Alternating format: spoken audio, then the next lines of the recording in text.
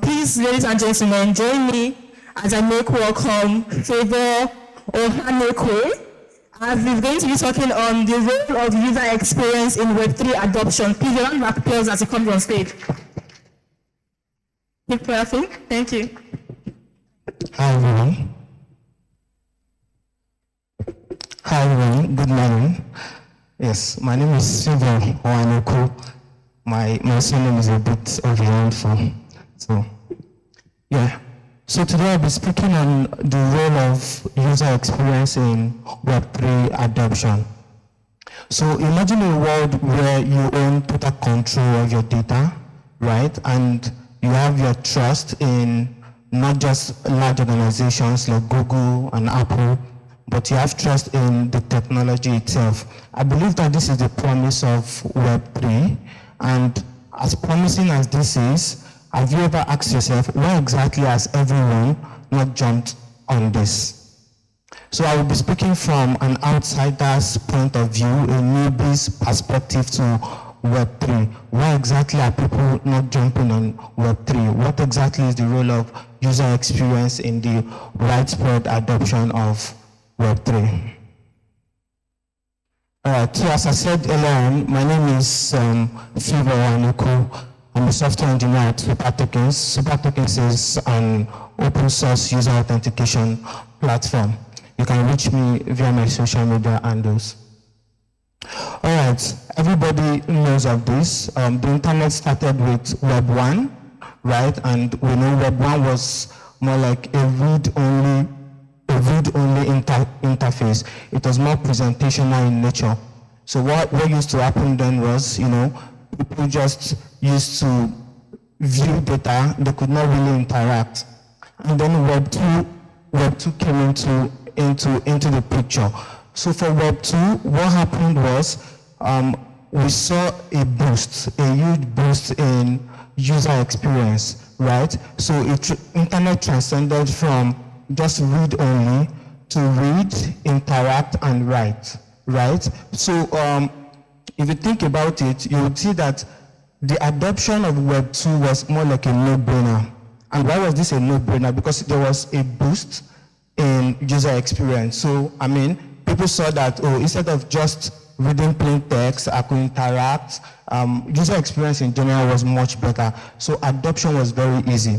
So for newbies, it was very easy to, just see a Web 2 platform and easily interact with it. It was adoption, the barrier to entry was extremely low, right? And then I believe, and everybody also believes that Web3 is the future of the internet, right? And the question we're about to answer here is, we know how much users were really enthusiastic about Web 2, how they were it was very much easy for them to adopt Web 2.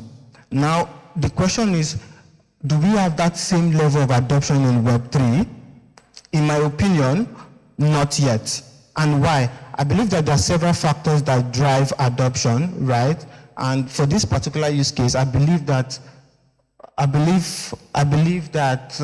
user experience is one of those factors that is hindering Web 3 adoption.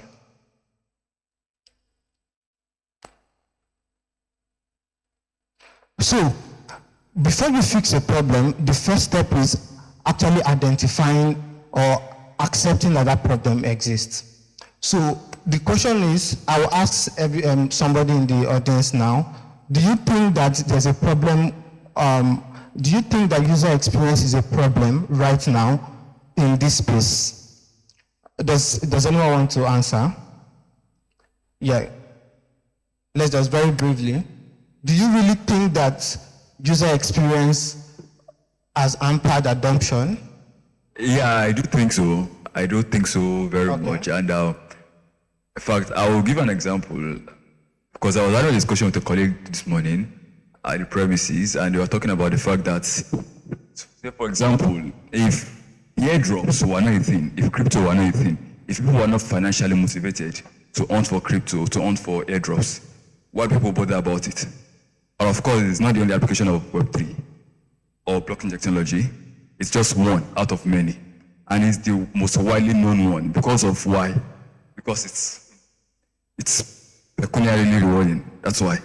If there's anything else, if you're not a developer, if you're not a content marketer, if you're not like a professional in the space, a layman, why would I bother about it? So I feel like for us to drive inclusion, for us to drive adaptability, there has to be a lot of evolution. And of course, better UX. Thank you very much. Yeah, thank you very much. That's a great answer. So the truth remains that, ask yourself, okay, let me use myself as an example. The first time I was on Twitter and I saw Web3, I love learning a lot, so I just went on Google Web3, and I tell you, the speed at which I checked Web3 was the same speed at which I left, right? Because you check the first website, you see a lot of graphs, what exactly is happening? You're seeing gas fee. What is gas fee? What is, So I believe that this is a problem, but let's see what people are saying.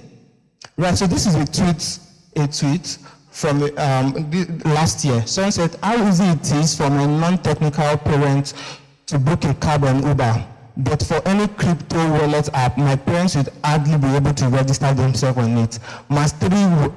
Web3 mass adoption has been hindered by complex user experience and onboarding, and this is the truth, right? You can literally tell that a website is in the Web3 space just by looking at the landing page. Yes or no? Sometimes you just see graphs, moving animation, you're confused, right? So it's as though people are building for a particular niche, and that should not be the answer. That should not be the solution for widespread adoption. So this is one of our brothers, our Nigerian brothers. He says, we need to put design patterns for Web2 into Web3 to start with for better UX. Most people designing Web3 make it complex already from the start, landing page. And that's true, that's all we've been saying. We need, as developers in this space, we need to start building with, people in mind. And when I mean people, I don't mean people who are already conversant with the field. I mean even newbies, people that have never heard of the space, of the Web3 space. We need to start thinking about them. We need to start building with them in mind. So some of the current challenges that we see in Web3 space today is that, number one, is there's a very steep learning curve. I believe that in order to function well within this space, there's a lot to learn. I don't know if you believe it. There's a lot to learn, right? There's also technical, there's a lot to learn, right? Gas fees, staking, smart contracts, for a new mind, right? It might be so difficult for people to understand it. Complex interface. So I believe that there are two forms of cognitive load, right? There's the intrinsic cognitive load, right, which is embedded in the technology itself. The truth remains that, for example, if you are taking mathematics in school and you decide to take further mathematics, you already know that you will do more mentally, yes or no? So there are some cognitive loads that are part of the system, which is acceptable, but there's some cognitive load that we can manage ourselves, right? Things like complex interfaces. We shouldn't do this. We shouldn't, use jargon terms, right? Let's simplify wordings for easy adoption. So some of the techniques that we can use to improve UX are things like simplifying onboarding, enhancing design consistency. This is very, very important, design consistency. I believe that we should be able to put design patterns that people are already familiarized with in Web2, right, to Web3, so that people don't need to learn more.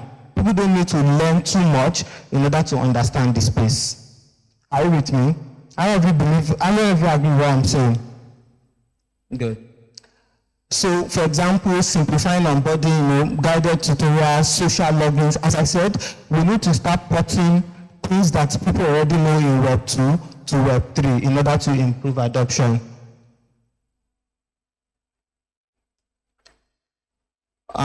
So, lastly, the truth is, as some platform getting this right, if you look at Web3 platform in 2022 and 2024, they're different. Yes or no?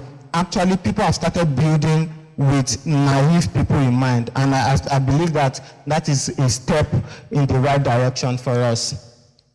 But because of our time, I have to rush this. So key takeaways, we have simplifying onboarding is very critical and very critical. Consistency, continuous improvement, balancing security. I know we want security, but usability has to also be in mind while we do this. All right, thank you very much.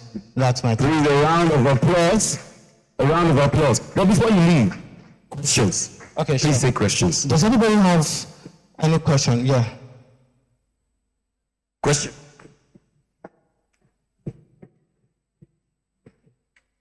All right, hi, thanks so much. That was a really great talk. My name is Peace, and I have two questions. So the first one, like you said, and I fully agree with you, the user experience is really convoluted right now. It's very hard for new people to get into Web3. So how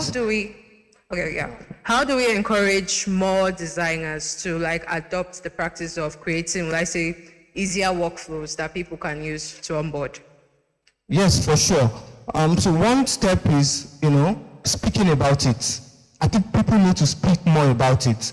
I think the reason why people right now do not speak about it is because it's mostly people who understand the domain that use it, so they don't talk, right? But what needs to happen is we need more people to talk about this. Companies need to also enforce this, right? Web3 companies need to enforce this. When you are designing, you need to ensure that you design for naive people, people that don't understand the space too.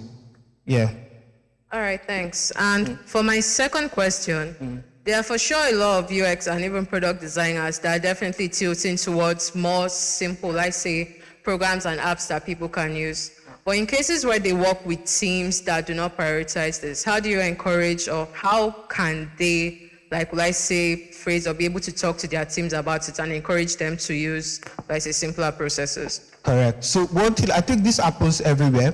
If you've worked for very large enterprises, you would notice that sometimes there are few dogmas. They have pretty defined ways they do things, right? But in order to effect changes, you need to, speak to them. If you, for example, I'm a UX designer, you need to speak to them as regards the advantages that designing in simpler ways will bring to the companies, right? In order to change the direction of a team, you have to actually, put up a very good case for why they should follow your pattern.